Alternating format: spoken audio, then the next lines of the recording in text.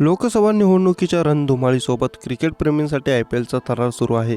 IPLचे संघ क्रिकेटप्रेमींना आपल्या आवडत्या खेळाडूंनुसार वाटून घेतले आहेत.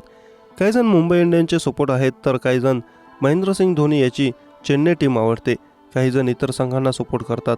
क्रिकेटचा T20चा थरार IPLमधून मिळत असतो. मुंबई इंडियन्सचा स्टार खेळाडू रोहित शर्मा याचे सपोर्टर खूप आहेत. रोहित शर्मा याला कर्णधार पदावरून काढल्यानंतर सोशल मीडियावर मुंबई इंडियन्स विरोधात मोहीम सुरू झाली होती, परंतु कोल्हापूर शहरात IPLमुळे एकाचा मृत्यू झाला. रोहित शर्मा बाद झाल्यानंतर जल्लोष करणाऱ्या एकाला जबर मारहाण करण्यात आली, त्यात त्याचा मृत्यू झाला. कोल्हापूरमधील हनुमंतवाडी तालुका करवीर येथे बुधवारी रात्री ही घटना घडली आहे. बुधवारी 27 मार्च रोजी रात्री 10च्या सुमारास बंडू तिबिले, सागर झांजगे व बळवंत झांजगे IPLचा सामना पाहत होते.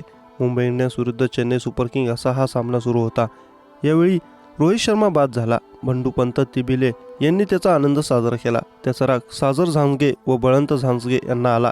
त्यांनी बंडूपंत तिबिले यांना दांडक्याने जबर मारहाण केली. त्यानंतर त्यांच्या कानातून नाकातून रक्तप्रवाह थांबत नव्हता. त्यात बंडूपंत गंभीर जखमी झाला.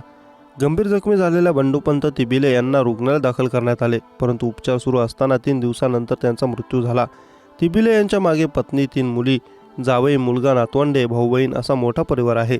या प्रकरणातील संशयित आरोपी सागर झांजगे व बळवंत झांजगे यांच्यावर गुन्हा दाखल करण्यात आला असून पोलिसांनी त्यांना अटक केली आहे. दरम्यान या घटनेमुळे कोल्हापूरमधील क्रिकेटप्रेमींना चांगलाच धक्का बसला. खेळाचा आनंद घेण्याऐवजी एक क्रिकेटप्रेमीची हत्या झाली आहे. यामुळे क्रिकेटचे चाहतेही या प्रकारामुळे नाराज झाले आहेत.